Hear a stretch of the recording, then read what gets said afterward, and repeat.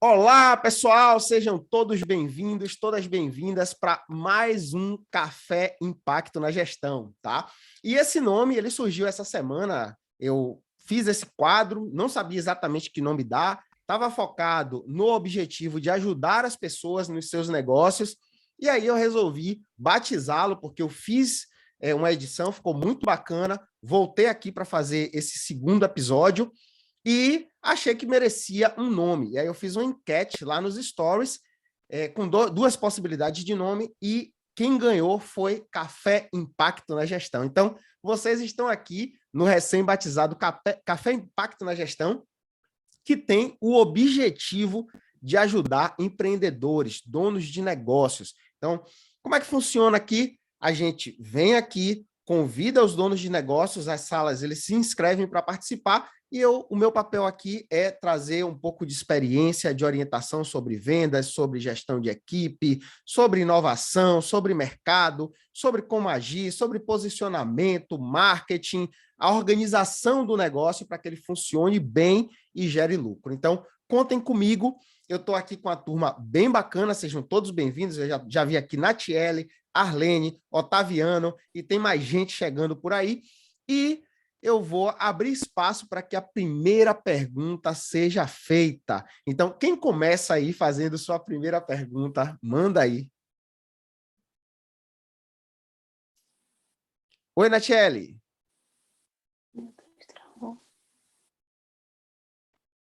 Eu estou te ouvindo, tá?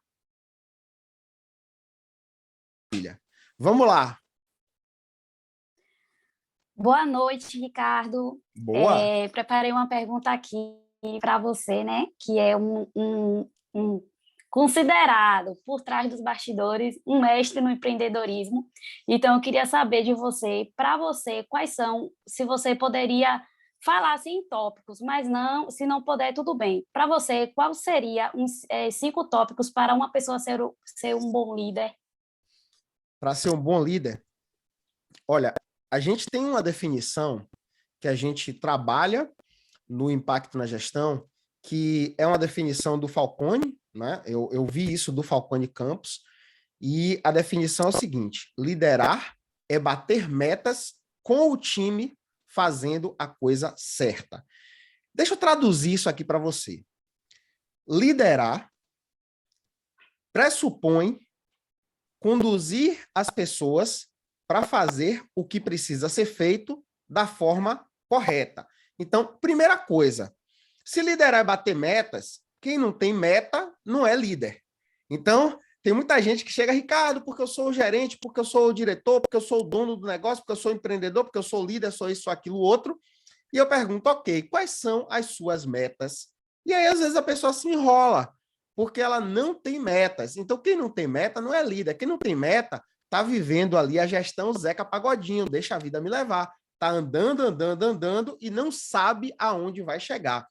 E aí, pense o seguinte, se você sozinho, que é o líder do negócio, não tem metas, como é que a sua equipe vai gerar resultados de forma autônoma, sem que você tenha que estar ali em cima das pessoas o tempo todo, pedindo que elas façam, ou então policiando, e essa é a palavra, fazendo uma coisa que a gente chama de microgerenciamento, acompanhando cada passo das pessoas, para que elas consigam fazer algo. Então, o microgerenciamento, aproveitando aqui, ele não só gera desgaste para o líder, para o empreendedor, para o dono do negócio, como ele também gera desgaste para os colaboradores, para os liderados, porque as pessoas não têm um minuto de paz e aí fica aquela coisa, o empreendedor se cansa e os liderados se cansam. Por quê? Porque não está claro onde eles devem chegar e como eles devem fazer. Então, liderar é bater metas com o time fazendo a coisa certa. Ricardo, como é que eu faço as pessoas fazerem as coisas certas?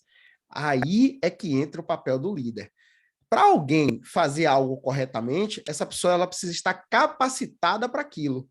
E se a pessoa está capacitada para aquilo, ou melhor, se a pessoa não está capacitada para aquilo, cabe ao líder desenvolver as pessoas. Então, o principal papel de um líder, em resumo, é desenvolver as pessoas. A partir do momento que você trabalha desenvolvendo as pessoas para que elas façam o melhor que elas podem fazer na função delas, você vai ter melhores resultados. E essas pessoas vão conseguir lhe ajudar como líder a chegar no objetivo que você tem, a chegar na meta que você tem.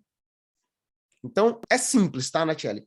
Meta, acompanhamento das pessoas e desenvolvimento das pessoas para que aquelas pessoas façam o que elas têm que fazer para chegar no objetivo. Então, eu sempre falo para as pessoas, ó, o papel do líder é dar suporte às pessoas, é desenvolver as pessoas. Então, o líder, ele precisa trabalhar para que as pessoas que estão ali no redor dele, ao redor dele, no entorno dele, façam bem o que eles precisam fazer. Então, o líder ele precisa ser um facilitador. O papel do líder é ser um facilitador. Tá certo? Ok, obrigado. Respondi. Tem algum ponto que você quer colocar em cima dessa pergunta? Respondeu. Talvez na próxima eu tenha outra dúvida. Tá bom. Quando Vamos eu lá. agir com esses. Vamos para mais uma rodada aqui. Arlene? Oi. Oi, seja bem-vinda. Obrigado. Eu acredito que minha pergunta já tenha até sido respondida aí na pergunta que a colega fez anterior, né? Eu ia perguntar para você quais seriam os componentes, né, de uma liderança de sucesso. Olha, eu não vou saber para você qual é o componente de uma liderança de sucesso, tá? Até porque cada um tem a sua maneira de fazer. Então, se a gente pegar aí, Arlene, grandes líderes, você vai perceber que tem uns que são mais carismáticos, outros que são mais introspectivos. Mas uma coisa é certa, independente de você ser uma pessoa carismática, de você ser uma pessoa introspectiva, inclusive, eu começo a aula de liderança lá do Impacto na Gestão falando isso, que o que a gente vai trazer é uma instrução para que, independente de qual seja o seu perfil, você consiga desempenhar a liderança no seu negócio, porque tem aquela coisa do mito da liderança, né? O líder tem que ser isso, o líder tem que ser aquilo, o líder tem que ser de um jeito, o líder tem que ser comunicativo, o líder tem que ser carismático, tem que ser... Assim, eu não acredito nessa linha. Eu acho que, independente de qual seja o perfil da pessoa, todo mundo pode ter resultado, independente de qual seja o perfil. Agora, uma coisa é certa. Um líder, ele só é líder se ele tiver um objetivo, uma meta a ser atingida, e o líder, ele só vai conseguir atingir essa meta se ele conseguir comunicar para as pessoas o que elas têm que fazer e se ele preparar, desenvolver as pessoas para que elas façam bem aquilo que elas precisam fazer, para que a soma dos resultados da equipe façam com que o resultado se transforme numa realidade. Tá certo? Certo. Respondi, minha amiga? Claro! Respondeu. Maravilha. Obrigada. Me diz uma coisa, aproveitando aqui, sobre o seu negócio, hoje, qual é o momento do seu negócio? A gente tá dando. Eu tô na Fluir, né? Somos Sim. 3 em Mata de São João. Sim. A gente está conseguindo aos pouquinhos ter uma evolução muito boa. Maravilha. Eu tenho acompanhado e tenho visto realmente uma evolução muito boa. E parabéns pela atitude, parabéns por estar colocando a mão na massa para fazer as coisas acontecer, viu? Inclusive, a gente até aproveitou sua ideia da plaquinha, viu? A gente já providenciou até a nossa. Opa, maravilha. Eu vou, para quem está aqui voando, tá? Não sabe exatamente do que é, lá na minha conta do Instagram, o ricardoneves.digital, tem um Reels lá, Reels, seja lá como for a pronúncia, dando uma sacada para que você otimize os recebimentos do seu negócio via Pix. Então, para quem não viu, dá um pulinho lá, tá? Eu acho que tá o primeiro Reels lá, você vai ver qual é a sacada da plaquinha. Maravilha, viu? E obrigado por compartilhar isso aí, por levantar essa bola aqui também, viu, Arlene? Ah, por nada. Suas ideias é muito bacana, Ricardo. Maravilha, maravilha. Obrigado, minha amiga, obrigado. Soma Vamos muito. lá. Eu fico feliz e o objetivo é esse, tá? Esse é um dos motivos que eu tô aqui, para dar um suporte e ajudar vocês aí no negócio. E, gente, para quem não tá aqui ao vivo comigo e tá vendo isso aqui no YouTube ou em algum lugar, você também pode mandar sua pergunta para mim, tá? Deixa aqui, ó, no campo de comentários aqui, algum lugar aqui desse vídeo vai ter um campo de comentários, você pode deixar que eu vou ter o maior prazer em te ajudar também, independente de você estar aqui ao vivo ou não. Mas vamos dar prosseguimento, vamos lá. Próxima pergunta. Hello, doutor Ricardo Neves, boa noite a todos, boa noite quem está acompanhando aí pela internet. Obrigado mais uma vez, irmão, pela possibilidade, por essa oportunidade, tá? Eu tenho 2 perguntas, mas eu vou fazer em momentos distintos, porque elas são distantes uma da outra. Eu queria aproveitar que a gente está falando de gestão. Eu queria saber, você teve muita experiência, na verdade, como executivo, né? Eu não sei se você passou por algum momento desse que o Brasil vive, algo parecido, de inflação alta, de pouca matéria-prima no mercado, sabe? E isso tudo impactar em altos preços, né? E em desemprego, sabe? Eu queria saber, a partir da sua percepção, como lidar com esse momento, né? Para garantir uma boa entrega e conseguir segurar os efeitos disso na gestão, né? Como é que você lidar com isso? Cara, eu tô dando risada, mas a risada é de uma passagem aqui que eu lembrei. Eu vivi uma fase da minha vida que eu sou quase um especialista em crise, né? Porque eu entrei em um mercado onde o produto ele era completamente comoditizado, então o produto que eu representava, ele não tinha diferencial nenhum do produto da concorrência, e independente da situação do mercado na época estar estabilizado, a gente já vivia com muita dificuldade. E por que a gente vivia com dificuldade? Porque a matéria-prima que a gente usava era a mesma matéria-prima que o concorrente usava, o produto em si era o mesmo produto, se você não conseguia distinguir exatamente o produto do concorrente e o produto que a gente fornecia, a não ser por uma etiqueta, alguma coisa do tipo. E aí você já sabe, né, meu amigo, se o seu produto ele não tem diferencial nenhum em relação ao produto do concorrente, a única diferença que vai ter é no preço. E preço por preço, o cliente compra o mais barato.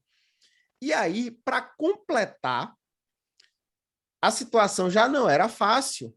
Veio uma crise econômica muito forte e que assolou o mercado, principalmente algumas empresas que a gente fornecia o produto para eles e que foram extremamente afetadas. Então, eu já vivi 2 lados, né? 2 situações no mercado. Uma situação em que o mercado ele estava muito difícil e uma situação em que o mercado ficou muito abundante depois, até porque tem uma coisa, eu estudei isso lá na Fundação Dom Cabral, chamada ciclo de Contradief, tá? E o ciclo de Contradief, ele diz o seguinte: de tempos em tempos, o mercado ele vai ficar completamente abundante e depois ele vai sofrer uma queda. Depois vem um novo período de abundância, depois vem uma nova queda, e isso é um estudo, o Contradief fez um estudo ao longo da história da humanidade. Então, primeira coisa, isso é o normal. Viver com crise, para depois viver com abundância e depois viver com crise novamente, é o normal. O que é que você tem que fazer? Parar de olhar o seu negócio por 1 ano, por 2 anos, parar de olhar o seu negócio só no momento da crise ou só no momento da abundância e estar preparado para entender que o mercado ele é cíclico e que em algum momento, se está abundante, vai cair. E se em algum momento está em queda, vai subir. Qual a estratégia? Estratégia da formiguinha. O que é que a formiga faz? Ela se prepara, trabalha muito no verão, que tem alimento em abundância, faz reserva, se estrutura para que, no momento de inverno, onde não tem folha, onde não tem alimento, ela sequer pode sair da toca ali, da toca, ela tem alimento suficiente para se manter. Então, a primeira coisa, tá? É analisar o mercado como um todo, e não só como algo que é um ano. E é um erro que as pessoas elas cometem, tá? Principalmente quem são os micro e pequenos empreendedores. O que é que eles fazem? Eles olham para um negócio no horizonte de um ano. Eles não olham para um negócio, eles não analisam os últimos 10 anos. Esses dias eu estava olhando alguma coisa que eu escrevi, e aí eu tinha um texto lá em que eu estava recebendo muita reclamação de pessoas, as coisas estão difíceis para mim, as coisas não estão boas. E aí eu perguntava, você já parou para analisar os seus últimos 10 anos, o que foi que aconteceu na sua vida? Nos últimos 10 anos, você teve uma tendência de crescimento? Você está melhor do que há 10 anos atrás ou você está pior do que há 10 anos atrás?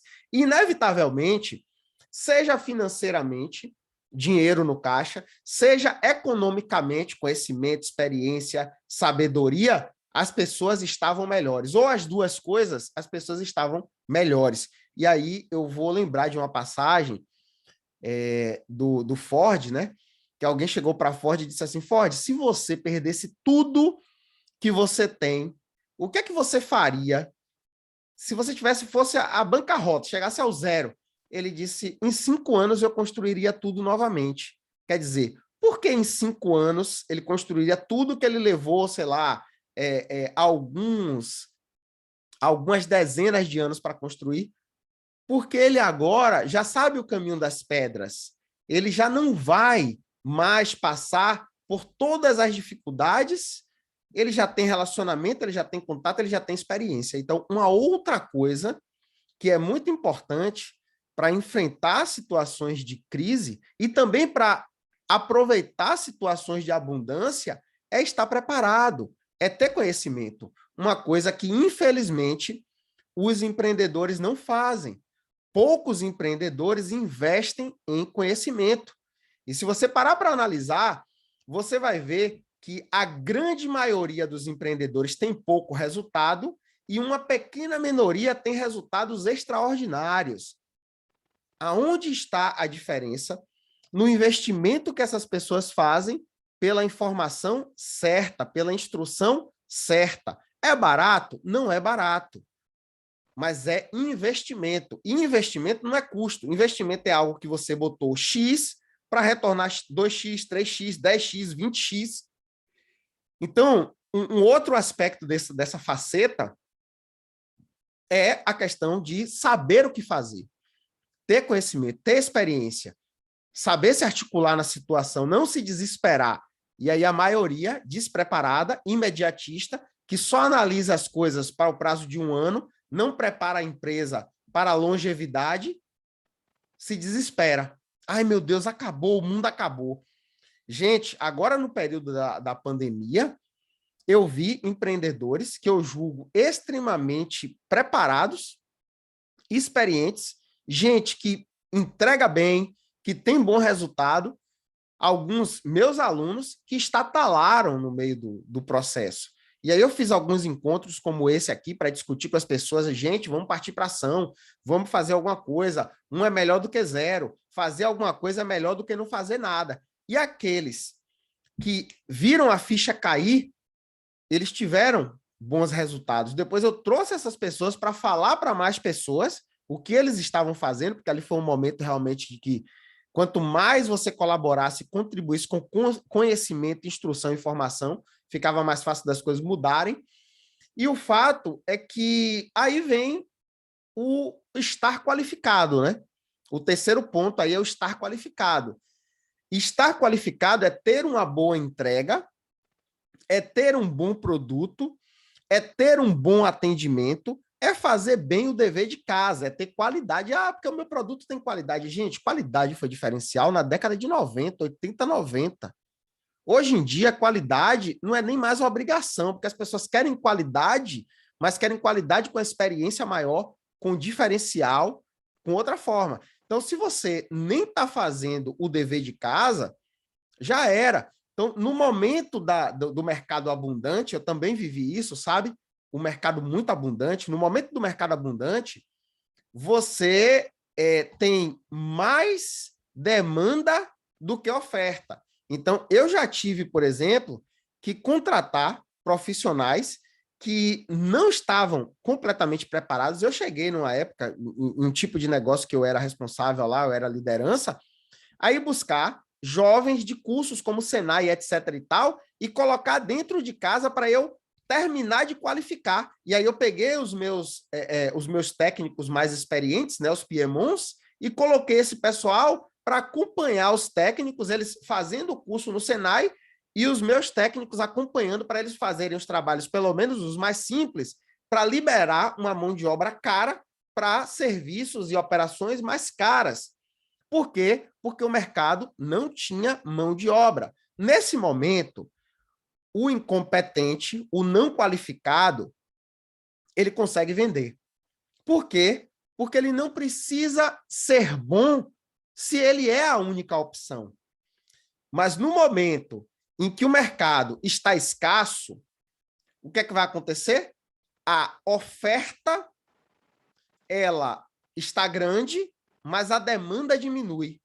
E aí, quem está demandando tende a escolher os melhores. E se você não está entre os melhores na qualidade do atendimento, na qualidade do serviço, na força da marca que você constrói, marca vende, tá, gente? Vende muito. Na força da marca que você constrói. Se você não está seguindo essa linha, sabe o que é que vai acontecer? Você jamais será a primeira opção. E se você conseguir ser a opção, é porque você teve que diminuir muito o seu preço, já que você não está entregando valor. Se você não entrega valor, você tem que entregar vantagem para o cliente no preço. E os melhores clientes ainda assim não vão querer. Por quê? Porque eles têm compromisso com o negócio deles, com a entrega deles, e eles querem o melhor fornecedor, a melhor matéria-prima, o melhor atendimento e tudo mais. E nesse momento de escassez do mercado, eles têm condições de escolher de quem eles querem comprar, até porque o mercado não está avantajado, não tem gente comprando todo dia. Ok, meu amigo? Meu irmão, que coisa, viu? Você trouxe uma coisa. Eu posso replicar agora? Pode. Porque você trouxe um fato importante aí, que a minha segunda pergunta estava distante, mas agora não está mais. Porque você falou desse momento e como a crise do Covid mexeu e como as pessoas ficaram desesperadas. E aí a segunda pergunta seria sobre disrupção digital.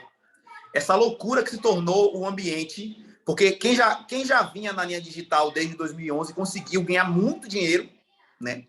E também muita gente foi forçada a entrar no mercado digital e tem feito de qualquer jeito, tem ganhado muito dinheiro e tem atrapalhado quem estava só no negócio físico. Então tá uma loucura. Tem muita gente ganhando dinheiro com coisa boa, tem gente ganhando não tanto dinheiro, mas produzindo também no digital, oferecendo qualquer coisa, e de tabela mata um bocado de negócio que também estava bom, mas que não se preparou para esse mundo digital. Então, qual é a sugestão, qual a sua avaliação, o que fazer nesse aspecto, como se posicionar? Você fala do negócio físico? Na verdade, os dois ambientes, né? Porque tem a parte no nosso último encontro você falou sobre aptidão. Tem gente que se prepara para lidar, tem gente que não. Mas a pergunta é como quem tem um negócio físico, né, para ser mais específico, vai lidar com essas pessoas que estão no digital, fazendo de qualquer jeito e atrapalhando os comércios, né, que já tinham ali, já tinham uma... Entendi. Ricardo, Ricardo, o que ele está falando, uma amiga minha até comentou comigo, ela tem 12 anos de comércio físico e ela veio falar comigo, conversar, por ela ver sempre eu aparecendo no Instagram e tal, e a gente ter já um conhecimento uma com a outra, ela falou, pedindo tipo umas dicas, dizendo bem assim, que ela tem nome, ela tem uma admiração enorme aqui em Camaçari, porém, ela não está seguindo a linha que é hoje, como ele está dizendo, tipo, poluir o virtual também, querendo ou não. Então, assim, muita gente, que ele falou assim, não tem conhecimento para estar ali no virtual, mas está poluído. Hoje você encontra tudo que você quiser, você encontra no digital. Então, ela falou bem assim comigo, que ela tinha que se forçar a se adaptar àquilo. É tanto que depois ela fez uma live e falou, uma mulher de 15 anos, 20 anos mais nova do que eu, me encorajou de estar aqui agora e tal. Por quê? O mundo, quando eu abri a Brumeli Kids e tal, meu sonho era ser físico. Hoje eu já não tenho essa visão. Para mim, a virtual, a digital me basta. Eu só quero me aperfeiçoar, né? Que eu vejo ainda uma pedra muito bruta. Eu só quero lapidar, por esse motivo, porque eu tenho essa visão agora que o mundo está sendo mais digital do que físico. Vamos lá. Eu sou um negócio físico, o que é que eu preciso fazer para fazer frente aos negócios digitais? Eu acho que tem uma coisa que é mais fácil o negócio físico fazer do que o negócio digital, que é proporcionar experiência para o cliente. Então, você precisa ir além do básico. Tem pessoas que estão trabalhando no seu negócio com a cabeça de 1900, quando o Ford montou lá o primeiro modelo de carro, que era o Ford T, e que ele teve, né, a audácia, na época ele podia fazer isso, de dizer que qualquer um poderia ter um carro de qualquer cor, desde que fosse preto. Claro, ele só vendia preto e todo mundo tinha que ter preto. Por quê? Porque só ele vendia carro. Então, se só você vende carro, como era em 1900, e alguém quer um carro, vai ter que comprar na sua mão. Hoje não é mais assim. Hoje você tem uma variedade de opções muito grande. A gente não vive mais, gente, na Idade Média, no tempo que o artesão fazia uma sandália e você tinha que entrar na fila para comprar. Então, não é sobre ser digital ou ser presencial. É sobre olhar para o cliente. E aí é um grande erro que as pessoas cometem. O negócio não é sobre você, o negócio é sobre o cliente. O negócio é sobre quem você vai atender. E tem muito dono de negócio que entra, abre a porta, muito jovem empreendedor, quando eu falo jovem não é idade, é jovem de estar iniciando no empreendedorismo, que vai lá, abre a porta, ou o site, ou seja lá o que for, sem ter um conhecimento sobre o cliente, sem saber quem é o seu segmento de clientes, quais são as necessidades dessas pessoas, o que é que elas precisam e o que é que você vai entregar para resolver o problema dessas pessoas e com que posicionamento, como é que você quer ser enxergado, ser visto, que lugar você quer ocupar na cabeça desse cliente. Então, as pessoas entram no mundo dos negócios, no mundo do empreendedorismo, completamente atabalhoadas e acham que porque elas montaram o CNPJ, montaram um estoque, seja virtual, para entregar pelo correio e vender pelo site, seja físico, através de uma loja, as pessoas vão chegar lá e comprar porque você abriu a sua portinha? Não. Isso não acontece mais. O cliente, ele quer comprar de quem tem relacionamento com ele, de quem é uma marca forte, de quem tem um posicionamento claro e resolve o problema dele. Que no produto, não vem só o produto, mas vem uma proposta de valor embalada com uma experiência bacana, com outros benefícios, com relacionamento, com tudo mais. Então, não dá mais para ser aquele negócio que entra de qualquer jeito. Se você entrar de qualquer jeito, você vai ser mais uma commodity e para a commodity, a única coisa que resta é brigar por preço. Então, essas empresas que entram sem instrução, sem formação, sem preparação, elas já entram condenadas a morrer. E é por isso que cada vez mais aquela estatística macabra lá do Sebrae, ela se concretiza, de que 90% das empresas quebram no primeiro ano. Falta preparo, falta instrução, falta clareza, falta meta, falta objetivo. Gente, conversando com empreendedores, já falo, Francine, conversando com empreendedores, eu recebo Eu vejo, eu pergunto, tem gente que chega para mim, eu vou, faço uma palestra, faço aquela coisa ali, o pessoal no final vem falar comigo, Ricardo, eu quero que me ajude. Me ajude, eu estou precisando muito de sua ajuda, eu ouvi tudo que você falou, eu preciso te ajudar em quê? Eu preciso de tudo. Meu Deus, eu digo, como assim? E como é que você está no mercado? Você precisa de tudo. Pois é, eu digo, peraí, qual é a sua meta de venda? Vamos começar pelo fundamental, que é dinheiro no caixa. Qual a sua meta de venda e quanto você está vendendo hoje dessa meta? Cri, cri, cri, cri, cri. Só o grilo fala, a pessoa não sabe. Ela não tem informação, ela não sabe qual é a meta, ela não tem uma meta. E aí, se você não sabe onde você quer chegar, qualquer caminho serve. Você vai ficar andando em círculos, perdido no mercado. Então, gente, não é sobre ser online ou sobre ser físico. Ser online ou ser físico são só canais. É um meio, não é um fim. Agora, um meio para atingir quem? Que segmento de clientes?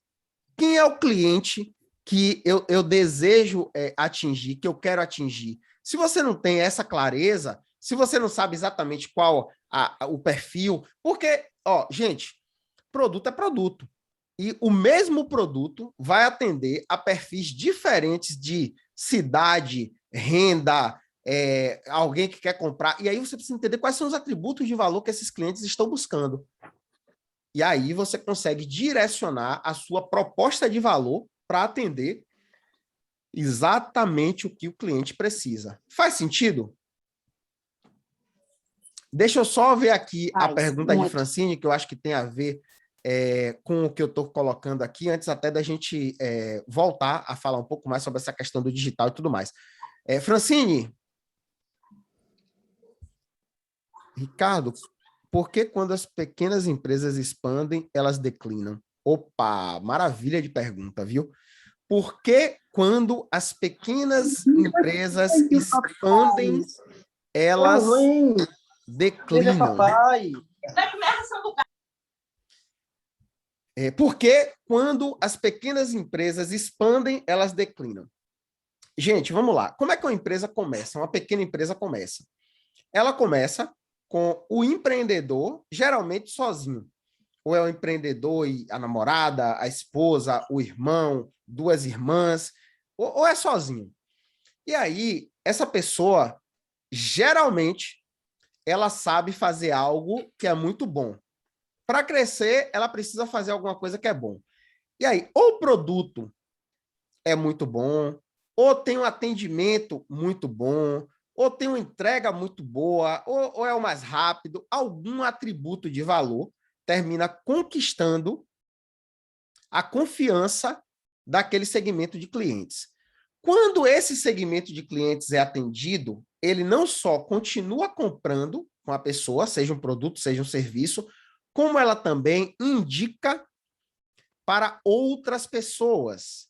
E aí, quando ela indica para outras pessoas, o negócio começa a ganhar tamanho a ponto desse empreendedor, dessa empreendedora, não conseguir atender mais sozinho. Como ele não consegue, ela não consegue mais atender sozinho, começa a buscar ajuda.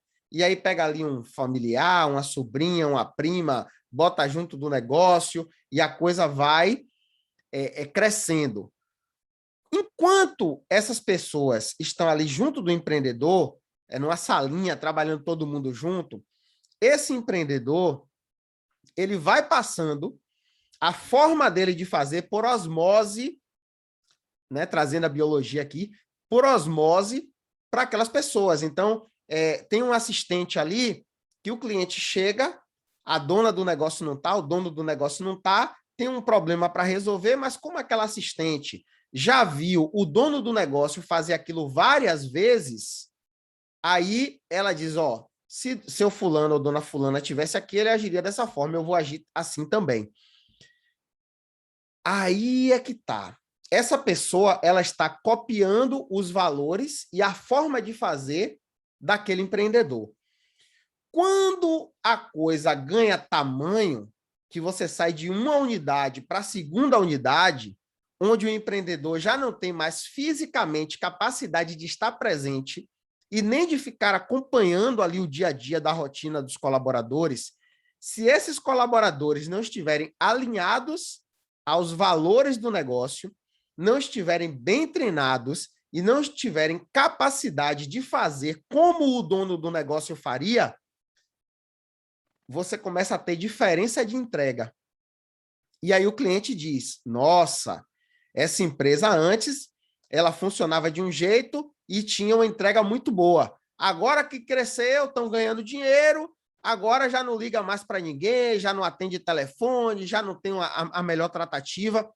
Mas, na verdade, o problema não é do dono do negócio em relação a querer ou não fazer as coisas certas. O problema é que ou ele não tem a instrução, ou ele não tem e não foi buscar para criar processos, procedimentos, contratar pessoas que estejam alinhadas com a missão, visão, valores do negócio e tenha também indicadores para medir isso e controles, né, de satisfação do cliente para estar avaliando ali constantemente esse nível de satisfação.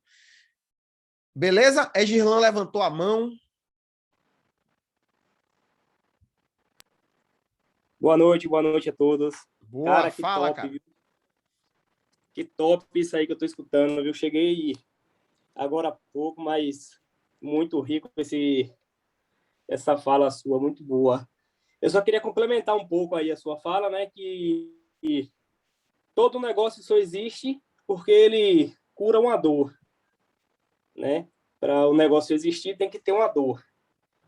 É o cara que quer comprar uma roupa mais legal, você vende agregando valor ao negócio. Quando você deixa de agregar valor, você vai brigar pelo preço, né? Não é isso que a gente inventa. Quando a gente abre uma empresa, a gente quer ter duas liberdades, né? A liberdade financeira e a liberdade de tempo.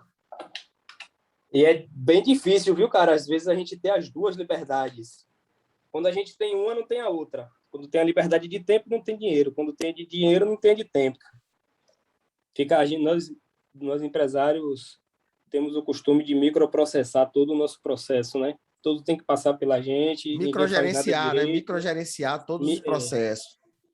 Microgerenciar os processos aí. Pessoal, a gente acha que ninguém faz direito, que só a gente sabe fazer, tem aquelas místicas, né? O olho do dono é que engorda o gado. Uhum. Aí vem essas místicas, mas, cara, top, parabéns aí. A sua fala eu achei perfeita, muito bem colocada, muito top mesmo. Obrigado, valeu. Cara, obrigado. Valeu, Agilan, valeu, cara. Vamos lá. Fran, eu fiz essa colocação aqui, Egirlan complementou, até porque tem praticado isso, né? Egirlan tá lá, é um cara que tem buscado, né? É diferente do que eu falei, que tem empreendedor que não vai buscar. Então, tem gente que, ao menor sinal de fumaça, já começa a trabalhar na melhoria. Então, independente da fumaça, a Egirlan tem esse perfil aí, e aluno lá do Impacto na Gestão, outros programas também, é um cara que está sempre estudando, procurando se aperfeiçoar e tudo mais.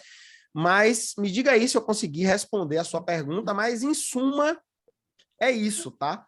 A empresa, ela começa a ganhar corpo.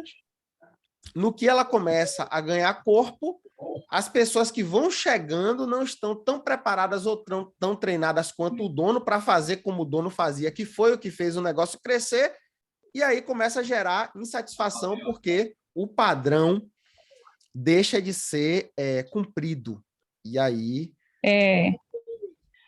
Respondeu sim, eu ainda acrescentaria, porque o que eu vejo aqui em Camaçari na prática, eu já vi num salão que era referência em loiro, e de repente as donas cresceram, mudaram o ambiente, fizeram a reforma, mudaram de ponto comercial na mesma rua, e a clientela se afastou. O público dela achou que o salão já não era mais para elas, né? As clientes se afastaram e elas tiveram um ano de muito trabalho para conseguir adicionar público novo e resgatar essas que se afastaram. E um outro ponto são os pontos serviços de alimentação na cidade. Muitos, quando está pequeno, ainda daquela estrutura menor, fazia fila para comer ou para entrar, para, sei lá, almoço, por exemplo. E, de repente, quando cresce, eu não sei se é uma questão financeira ou essa questão de administrar e gerenciar um grupo maior de pessoas, de funcionários, e aí a gente vê fechando, e eu tenho vários exemplos aqui na cidade de que aconteceu isso aí. Fran, às vezes não é um motivo só, tá? Às vezes não é um motivo só, porque em alguns casos, né, você colocou, às vezes o dono não consegue manter nem a qualidade do produto, nem a qualidade do atendimento, e aí o problema está no produto e no atendimento, e às vezes o produto e o atendimento se mantêm, mas financeiramente ele não teve capacidade de pagamento. Eu me lembro, isso aí é histórico, né? Um caso muito falado nas escolas de administração, pelo menos no meu tempo, eu fui da escola de administração, uma empresa chamada Arapuã, que em um ano essa empresa ela foi capa de uma revista nacional de negócios e no ano seguinte ela quebrou. E isso não é só para Arapuã. Então, outro dia eu estava num negócio, né, e uma das coisas que eu sempre trago para os meus alunos do Impacto na Gestão é analisar prazo de pagamento versus prazo de recebimento. Então, é o famoso PMP, PMR. Algumas empresas, elas têm um prazo de pagamento muito curto, elas às vezes, principalmente restaurantes, tá? Às vezes faz compra à vista ali, todo dia vai lá para o mercado, faz compra, faz mercado, e às vezes o cara todo dia tem que sair para fazer compra, o que inclusive é cansativo, e recebe no cartão 30 dias depois, ou então tem que fazer antecipação do pagamento, o que corrói uma parte do lucro do negócio. Às vezes o lucro já é pequeno. O cara faz uma antecipação de cartão para pagar 2,5% a 5% por essa antecipação. E aí eu estou chutando números aqui, tá? E às vezes o lucro do cara é 5%.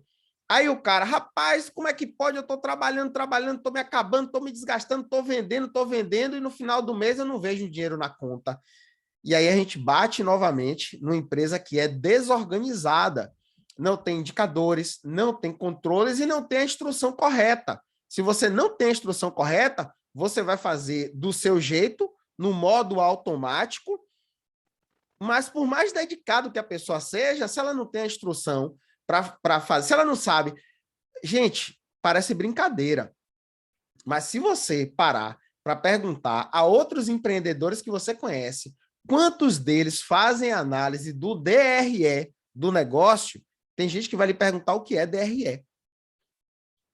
Tem gente que vai lhe perguntar o que é DRE. E assim, o DRE é uma das ferramentas mais importantes para você saber da saúde financeira do seu negócio, para você saber se o seu negócio está dando lucro ou não. Então, gente, um negócio tem uma única finalidade: lucrar. Se não é para lucrar, é instituição social, é outra coisa. Mas negócio vive de lucro, negócio não vive de venda, negócio vive de lucro. A venda é um dos meios para você gerar lucro, assim como a redução de custo é um dos meios para você maximizar o lucro. E tem gente que está focada em vender, está tão desesperado em vender, que vende de qualquer jeito e vende pagando para trabalhar. Vende pagando para vender, o que é um erro crasso. E aí, mas Ricardo, eu vendi, eu faturei muito esse mês. Pare e olhe. Pessoas nessa situação que estão crescendo muito vultuosamente, rapidamente. Se você parar para olhar, os meses que essas pessoas mais venderam são os meses onde elas tiveram menos lucro.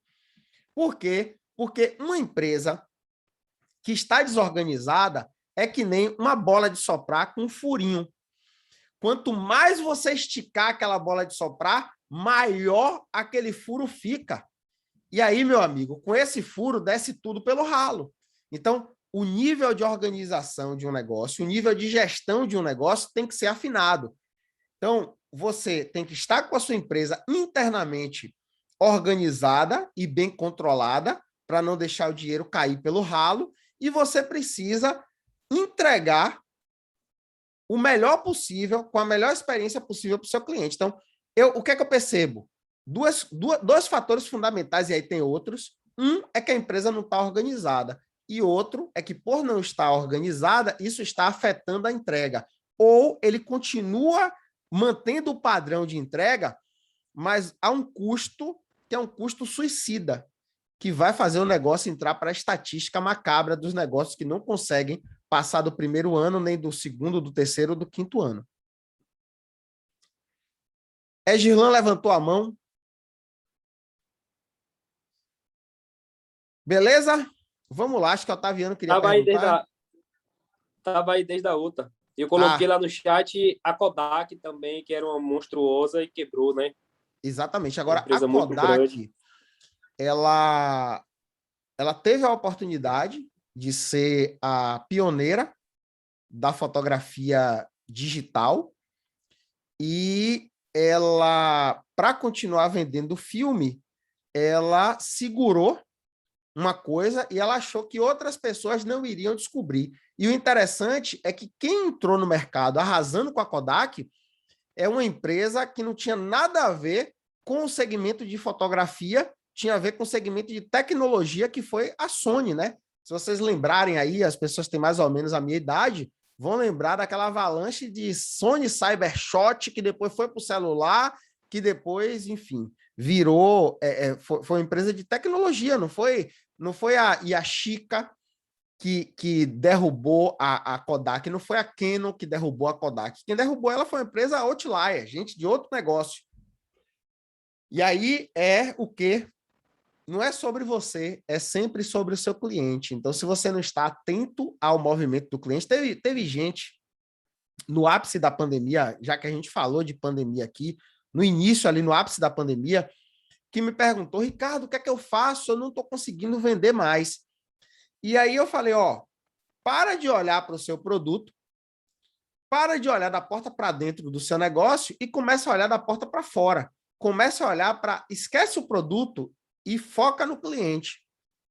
O seu cliente, ele pode não ter a mesma necessidade de consumo, porque nesse momento ele está preso dentro de casa, sem poder sair, com tudo fechado. Quais são as novas necessidades que surgiram para o cliente de forma impositiva nesse momento de pandemia e que você pode ali criar uma solução para atender? Teve gente que conseguiu enxergar isso e, focado no cliente, ofereceu novas soluções. Eu conheço uma hamburgueria que passou a oferecer almoço para o cliente.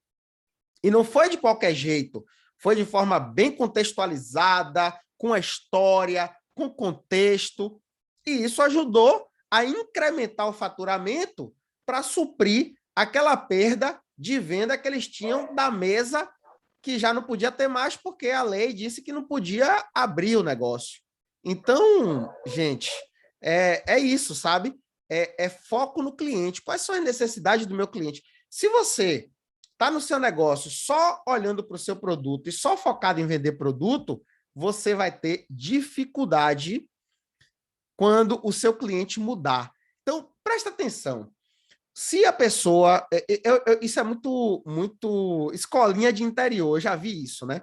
A escolinha começa ali pequena e aí ela monta uma turma do pré-primário, sei lá como é que se chama, se é isso. Depois, quando aquela turminha dela vai crescendo, ela monta o Alfa 1, Alfa 2, primeira série, e ela vai crescendo de acordo com o primeiro público que deu a oportunidade para ela. Ela não deixa esse público ir embora. Ela vai montando novas... Depois ela, estamos pensando em montar um ginásio, quando ela vê que tem volume suficiente, então ela não fica só focada no primário. E aí eu já vi caso de escolinha de interior que saiu ali daquela coisa do primário e que deixou até de lidar com o primário e passou a lidar com outro público que passou a ser mais vantajoso para o negócio. Então, gente, o foco é sempre no cliente. O que é que meu cliente precisa? Quais são as necessidades? Diante do cenário do mercado, qual a tendência dos próximos anos? E aí, o que é que eu posso fazer? Mas vamos lá, mais perguntas aí. Quem tem perguntas para fazer? Eu. Manda, cara. Eu tô aqui brigando com Italene. Italene é minha esposa, tá? Gente aí que tá assistindo. E ela é dona da SNB, que é uma empresa que faz manutenção de inversores de frequência. Né? Então, a gente estava aqui discutindo, que virou briga de casal, porque eu percebo que existem falhas de gestão mesmo da empresa. O Italiano está aqui. E aí, eles querem comunicar. Mas, assim, eu travei esse processo de comunicação porque eu imagino que... É como eu disse, tá, gente?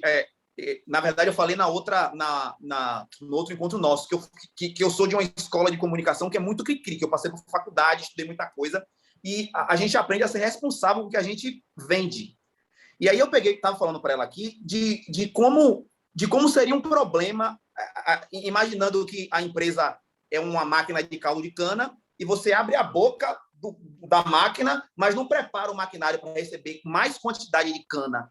Sabe? Essa é a percepção que a gente tem, porque existem outros fatores que precisam ser melhorados.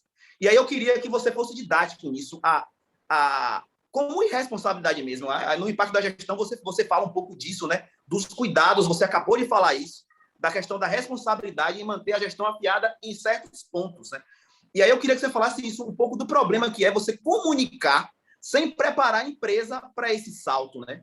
E aí o que eu queria fazer era justamente pegar as técnicas de comunicação, de oferta, de usar as estratégias de marketing para vender, sabe? Usar um site, criar um site moderno, criar um site de venda para a empresa. Mas eu não sinto que é o momento, porque a empresa não está pronta para dar esse salto. Eu não sei se faz sentido. Vamos lá. Um belo dia, eu chego num cliente de consultoria, eles me contrataram, um valor muito bom, e eles perguntaram, Ricardo, ok, o que é que a gente tem que fazer? Anunciar no outdoor, na revista, TV, o que é que a gente tem que fazer? Eu disse, nada. Mas como assim nada? E como é que a gente vai vender mais? Eu disse, primeiro, eu preciso saber o que é que vocês têm capacidade de entregar. Por quê? Se eu partir com toda a minha agressividade, eu sou bem agressivo nesse aspecto da comunicação, do marketing, da venda.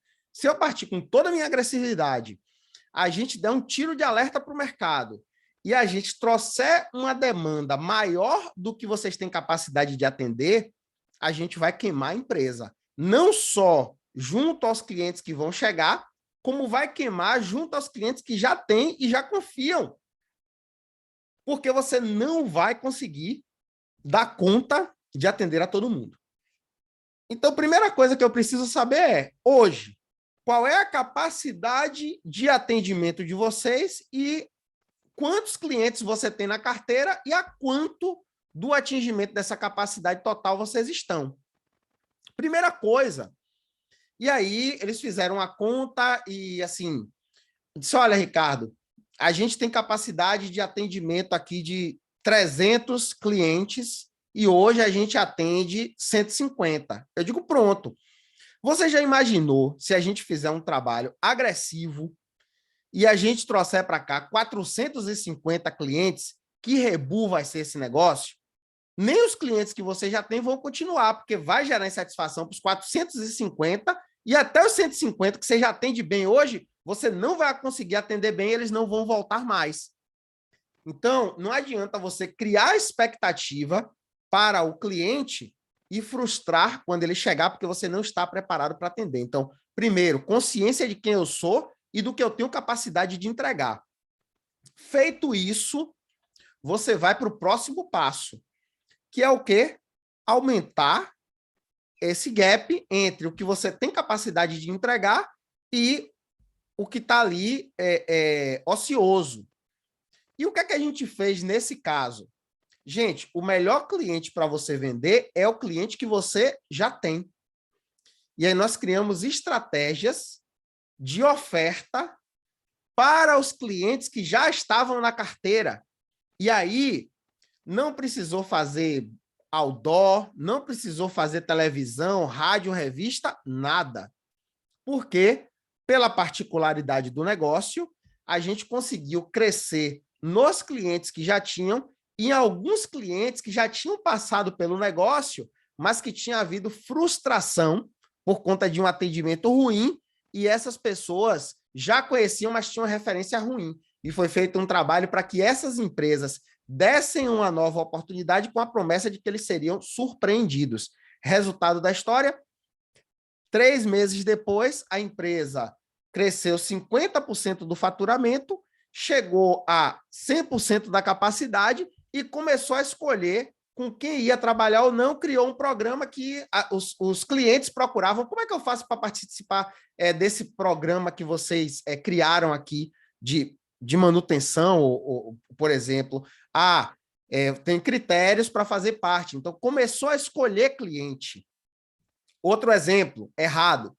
Um dia, eu tinha uma demanda, eu ia fazer uma viagem, na época que a gente usava pasta, eu não sou velho não, tá, gente? Eu sou precoce, eu era da área comercial, coordenador de vendas de uma região, e aí peguei, fui para um processo muito importante do meu negócio, saí para um estado que eu não conhecia, um negócio completamente diferente na região norte, e aí resolvi comprar uma pasta nova. Passei no carro, liguei o som, apareceu uma propaganda de uma empresa, a propaganda com a música bacana, com a proposta bacana.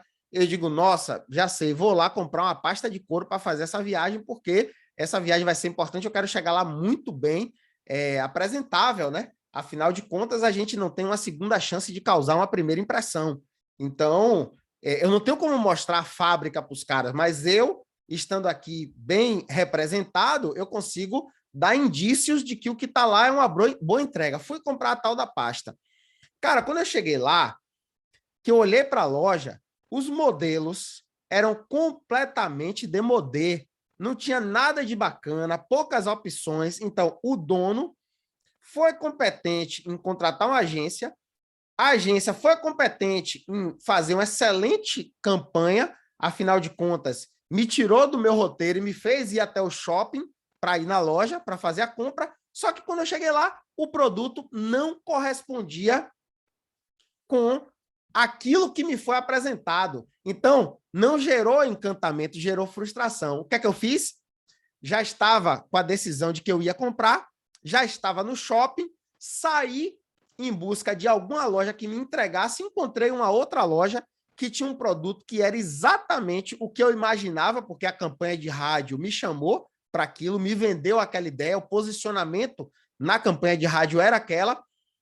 E o detalhe, eu tinha preparado um orçamento ali, sei lá, de R$200 para comprar o produto, eu terminei comprando um produto de 500, mais do que o dobro do que era o produto que eu estava preparado para comprar, porque uma loja fez força para outra ficar vermelha.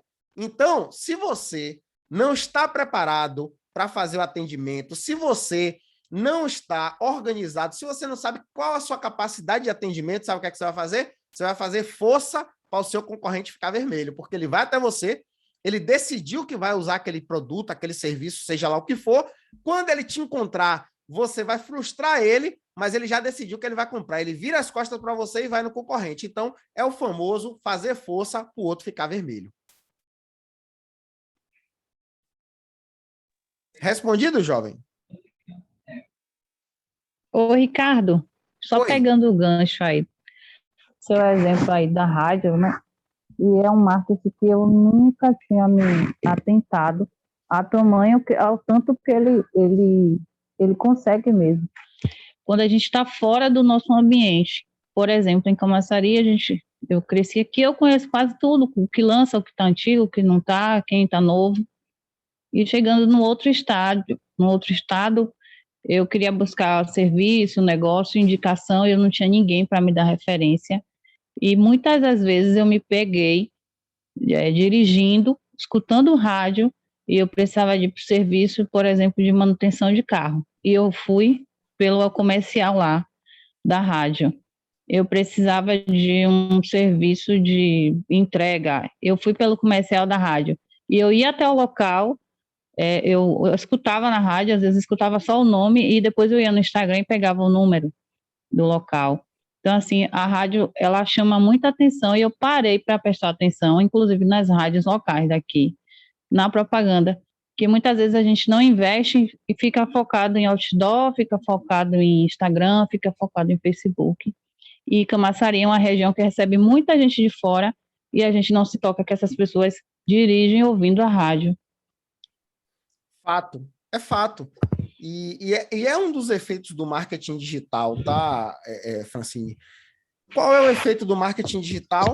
É que você lança um conteúdo, quando a gente faz ali campanha de tráfego e tudo mais, focando em um público que tem interesses similares àquilo que você quer entregar, e às vezes aquela pessoa está buscando, porque assim, ó, pense no iceberg, né? Tem a parte que está embaixo da água e tem a parte que está para fora da água.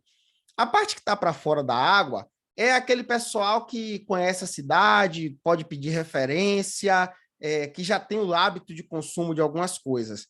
A parte que está embaixo da água do iceberg, que é o que derruba o Titanic, é muito maior. E essas pessoas, às vezes, elas até precisam do que você tem para oferecer, mas elas não têm consciência de que precisam.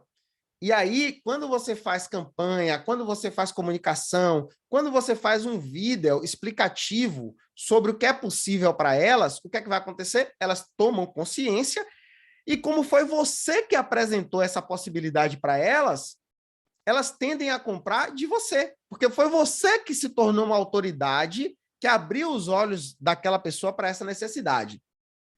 E aí, você precisa usar a comunicação, usar o marketing para fazer a sua mensagem, a sua oferta, o seu produto, o seu serviço chegar para o maior número de pessoas possível e você precisa testar. Testar. Você vai dividir a sua verba em outdoor, em televisão, em rádio, em internet, porque cada negócio tem a sua particularidade, cada público tem a sua particularidade. O que é que acontece quando alguém me procura? Quando alguém que não me conhece, ou melhor, quando alguém que eu não conheço me procura e manda uma mensagem para mim, Ricardo, eu queria saber como é a sua consultoria, eu queria saber como é esse impacto na gestão, eu queria saber como eu faço para participar de uma oficina de modelo de negócios. A primeira pergunta que eu faço é como você me encontrou? Sabe por quê? Porque eu estou avaliando quais dos canais que eu estou utilizando, eu estou investindo, está dando melhor resultado. Então, volto para a gestão. O que não se mede, não se gerencia. Então, alguém perguntou aqui no começo dessa transmissão qual era o papel do líder. Eu disse, ó, liderar é bater meta. O papel do líder é bater meta por meio das pessoas. Só que você não vai conseguir bater meta se você não sabe se o negócio está bom, se está atingindo, se não está atingindo. Então, você precisa medir. Eu me lembro que há algum tempo atrás, quando eu fui fazer o meu primeiro MBA lá, eu tinha uma ficha para preencher e na ficha tinha as seguintes perguntas. Como você ficou sabendo da gente? Tinha lá, indicação de um amigo, jornal, outdoor, TV, rádio, internet, rede social, para que eu dissesse para eles como eu fiquei sabendo. Eu fui lá, marquei o xizinho e tal. Por que eles fazem isso? Porque eles precisam entender de onde está acontecendo a conversão, qual o melhor público, qual o público que mais converte, que está sendo atraído para o negócio. Se você não tem consciência de qual canal está trazendo mais público para você, você fica investindo sempre do mesmo jeito e você poderia estar tirando fichas de um canal que não converte tão bem para potencializar um canal que já é bom para você. Mas isso pressupõe, primeiro, testar. Segundo, medir. E terceiro, ter os indicadores certos para essa medição. Porque senão de nada adianta você ter as informações desorganizadas. Então, gente, isso que você colocou é de suma importância. Para quê? Para que você cada vez mais coloque mais fichas nos canais que lhe dão maior retorno e você consiga atrair mais clientes, prospectar mais, converter mais, vender mais. Tá certo? Turminha, mais alguma pergunta aí? Eu. Manda, cara. Você falou lá do setor financeiro mais cedo, sobre DRE. Eu conheço algumas pessoas que não fazem nem os custos fixos variáveis. Não sabe nem quando você pergunta por que você cobra X valor nisso aí, cara. Cara, não sei, porque fulano da esquina cobra igual. Quais os indicadores aí que você indica para a gente ficar de olho aí no setor financeiro? Eu acho que indicadores que são fundamentais, tá? Eu vou lembrando aqui, vou falando. Primeiro indicador, lucro. Segundo indicador, venda. Terceiro indicador, custo. Custo da operação. E aí depois você vai destrinchar esse custo da operação ali, entre outros custos, mas eu acho que se você está controlando o lucro do seu negócio, se você está controlando as vendas e você está controlando o custo, com esses três aí, você já consegue tocar o negócio com mais clareza, sabendo realmente o que está acontecendo.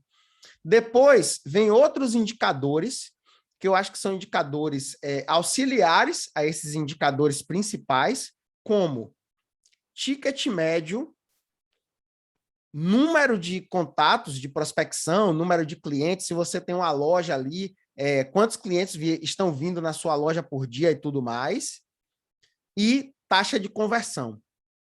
Então, esses três aí vão lhe ajudar no seu processo de venda. Então, se você recebe 10 pessoas por dia e você tem uma taxa de conversão de 20%, você vendeu para 2. Se você quer faturar mais, ou você vai aumentar o número de clientes vindo na sua loja de 10 para 20, ou você vai aumentar a frequência do cliente que você já tem na sua loja. Ao invés dele vir, o mesmo cliente, ao invés de vir uma vez, ele vem a 2. E aí você tem a chance de aumentar a taxa de conversão. Eu acho que esses aí são primordiais para você ter saúde financeira no negócio, para você ter lucro e você ter um fluxo de caixa saudável. Aí vem outro que eu já citei aqui hoje, que é o prazo médio, a relação, né, de prazo médio de pagamento e prazo médio de recebimento, para não faltar dinheiro no caixa. E acho que é isso aí. São esses. Excelente pergunta, viu? Muito bom. Top sua resposta. Eu só colocaria lá no primeiro o caixa, que é o que eu olho aqui. No final do dia, quem paga a conta é o caixa. Às vezes você pode não ter lucro, mas se você tiver caixa, você passa e vice-versa, né? Exato. Que é o que eu trouxe aqui de uma outra forma, né? Mas foi muito bom você complementar a questão do prazo médio de pagamento e prazo médio de recebimento, que é para você ter fluxo de caixa, né? Você ter dinheiro. Fala, jovem, você ia abrir o microfone aí? Não, eu ia dizer só que eu estou satisfeito, preciso de um tempo agora para integrar tanta informação. E, mais uma vez, agradecer. É muito rico esses momentos, né, de lidar com essas perguntas, com gente que está no campo de batalha de verdade, né? Faz pergunta real, faz pergunta prática que mexe com o nosso cotidiano. Esses encontros fazem muito bem para mim. É isso. E agradecer a todo mundo aí pelas perguntas, que me ajudaram bastante. Maravilha, maravilha. Pessoal, muito obrigado pela presença de vocês, muito obrigado aí pela participação, pelas perguntas. Eu estou adorando fazer esses encontros, porque o nível das pessoas, o nível das perguntas, a avaliação que eu faço é que a pergunta de cada um de vocês tem sido muito interessante para todos os outros e tem nos dado a oportunidade de abrir uma discussão legal e fazer o que eu me propus a fazer, que é vir aqui, levantar essas bolas, orientar e ajudar de alguma sorte com a experiência que, graças a Deus, eu tenho tido aí de estar lidando com tanta gente boa que nem vocês, tá certo? Turminha, vamos que vamos. Muito obrigado, grande abraço. Mais um Café Impacto na Gestão cumprido aqui com louvor. E espero vocês aí para os próximos encontros. Tragam a sua turma, traga a sua tribo. Se você está assistindo aqui através de algum canal, isso aqui vai se transformar numa gravação. Se você está vendo pelo YouTube ou por algum canal, Instagram, seja lá qual for, encaminhe isso aqui para o seu amigo, convide e chame o pessoal para fazer parte dessa nossa tribo, porque todo empreendedor, todo dono de negócio é muito bem-vindo, tá bom? Gente, beijo grande, vamos que vamos e até o nosso próximo Café Impacto na Gestão.